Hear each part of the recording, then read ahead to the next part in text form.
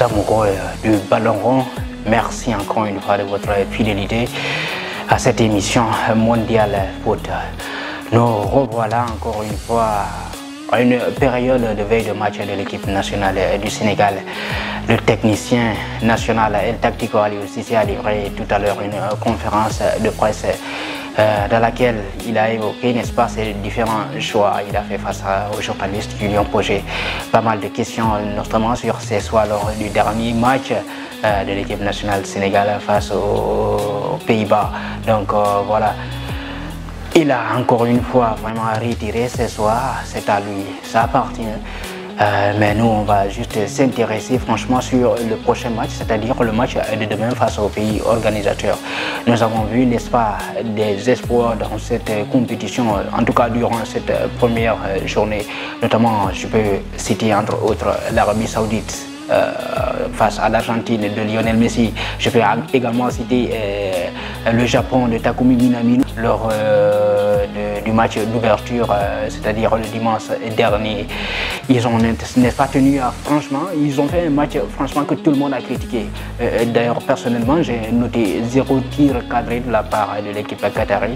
Mais si j'analyse bien ce match, après, je me dis, ben, après, le Qatar a enchaîné joue en tout cas pour une première Coupe du Monde dans son histoire. Voilà, une Coupe du Monde qu'ils organisent. Peut-être il peut avoir la pression là-dessus. Les joueurs sont sous pression, je peux dire, notamment de la part de leurs supporters, de la part de leur autorité, de la part de la communauté internationale également, parce que cette Coupe du Monde, c'est une Coupe du Monde assez critiquée.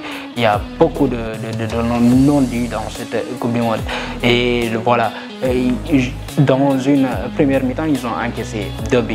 Mais lors de la reprise, les dernières 45 minutes, on a vu que cette équipe était franchement solide défensivement, même si en l'attaque ça n'avançait pas, mais défensivement, donc ça veut dire qu'ils sont capables, n'est-ce pas, de poser des problèmes à une équipe équatorienne vraiment extraordinaire. Ce jour-là, on a vu.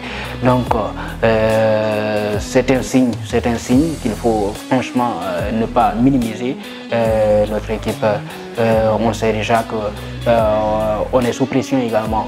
On se doit de gagner les 2 prochains matchs, à commencer par celui-là de demain face au Qatar. Voilà, donc comment est-ce qu'il faut l'aborder? Là, on peut juste donner notre opinion par rapport à ce qu'on a vu la dernière fois lors du match face aux Pays-Bas.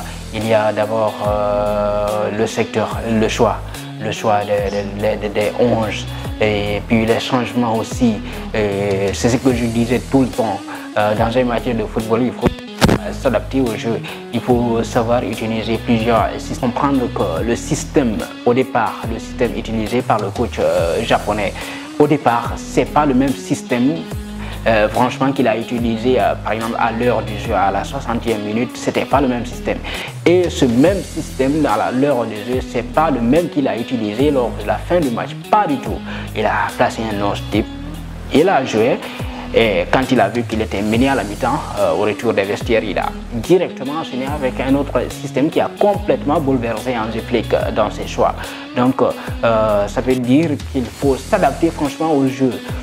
Aliou Cissé, c'est juste ça, il faut qu'on le reproche franchement, parce qu'on a envie de gagner ce match et on a envie d'aller chercher cette qualification en tant que champion d'Afrique et en tant que pays très attendu franchement sur la scène mondiale. En tout cas, tout le continent est derrière cette équipe nationale du Sénégal. Mais sur les choix au niveau du milieu de terrain, on ne veut plus franchement revoir une équipe, un milieu de terrain quand même qui est assez défensif comme ça quand on a besoin des buts, parce que face au Qatar il faut qu'on ait une équipe offensive, mais pour avoir une équipe offensive il y a des joueurs sur le banc qu'on doit franchement mettre là-dedans. Je peux dire d'abord il faut un milieu offensif comme Pape Matar Sarr. Ce PMS, Pape Matar Sarr, c'est quelqu'un qu'il faut franchement mettre dans le jeu, dans le 11, parce que pour moi c'est quelqu'un donc on n'a pas assez le profil en équipe nationale Sénégal. Si je regarde bien parmi les 9 milieux d'Aliou Cissé, en tout cas les 9 qui figurent dans la liste d'Aliou Cissé.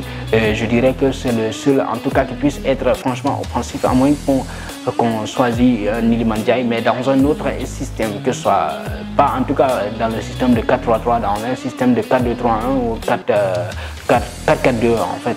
On peut avoir un Iliman Ndiaye en premier, en numéro 10, mais si c'est dans un système 4-3-3, on ne peut qu'avoir Pape Matar Sarr en numéro 10 derrière cette équipe nationale, cette attaque qui doit être solide, parce que c'est ça aussi on a besoin. Sur le front de l'attaque, je pense bien qu'avec beaucoup de rigueur, avec beaucoup de travail, avec beaucoup d'abnégation de la part de Krépin Diatta et de Ismaïla Sarr, ça pouvait faire l'affaire face aux Pays-Bas. On a vu que ce n'est pas les occasions qui manquaient, il y avait énormément d'occasions, mais à chaque fois, encore une fois, c'était les courses vers l'avant qui manquaient. Il n'y avait pas cette personne-là qui soit ce Sadio Mané qui puisse prendre l'initiative d'aller pousser, de s'infiltrer dans la surface adverse pour créer du danger. Si vous prenez, vous retenez la balle au niveau des côtés ou alors au niveau aux 16 mètres dernier, vous retenez la balle, en fait, vous permettez, n'est-ce pas, à votre adversaire de se replacer et voir comment est-ce qu'il faut, comment est-ce qu'il faut dégager, n'est-ce pas, ces occasions que vous créez devant, ces dangers que vous créez devant leur surface. Donc, en quelque sorte, c'est ça. Mais en termes de football, vous savez, si vous êtes franchement, c'est trois choses. Si on vous domine, c'est trois choses. C'est soit vous essayez de diminuer, n'est-ce pas, l'intensité de votre adversaire qui vous pousse derrière vos derniers mètres, ou alors si vous n'arrivez pas à retenir, à réduire cette intensité, c'est soit vous faites quoi, vous diminuez alors franchement la vitesse de propulsion vers votre camp. Vous n'arrivez pas à diminuer, cherchez à dégager. C'est aussi simple que ça. Bon, sur la question d'Iliman Ndiaye qui revient encore une fois tout le temps, je pense que c'est une demande sociale. Les Sénégalais ont demandé à ce que Iliman Ndiaye joue franchement dans cette équipe nationale.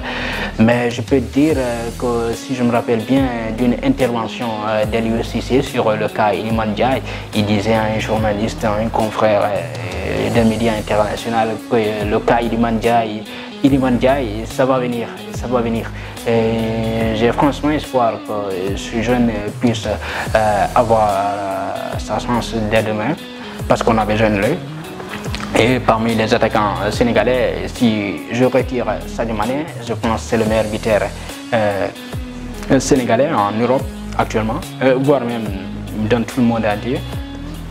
Donc il mérite franchement sa place dans cette équipe nationale du Sénégal. Il mérite une titularisation. À défaut, il peut avoir une trentaine de minutes à jouer, parce que sur 427 minutes possibles, il n'a joué que 27 minutes avec cette équipe nationale du Sénégal. Donc franchement, avec un joueur, quand on a un joueur quand même qui a 9 buts en club, lors d'un début de saison, et que vous avez besoin d'un but, franchement, mais je ne trouve pas l'intérêt de garder ce jeune joueur-là sur le banc. Je vois pas franchement. Mais encore une fois, c'est les choix des tacticaux. On sait très bien, c'est comme ça on est allé jusqu'à chercher la CAN 2022. C'est comme ça on est allé aussi. Voilà, le début n'était pas aussi top que ça. Mais à la fin, on a vu que franchement, c'était une équipe solide et dynamique avec laquelle on a compté. On est allé jusqu'à chercher ce trophée continental. Donc demain, on veut une équipe offensive. Une équipe offensive qui soit franchement projetée vers l'avant. Même s'il faut redynamiser, garder, comment dirais-je, les choses derrière, parce qu'il ne faut pas seulement attaquer, il faut aussi équilibrer. Donc l'équipe doit être équilibrée, que ce soit au niveau du milieu de terrain. On doit avoir au moins un milieu défensif, un relayeur ou un offensif. Donc voilà.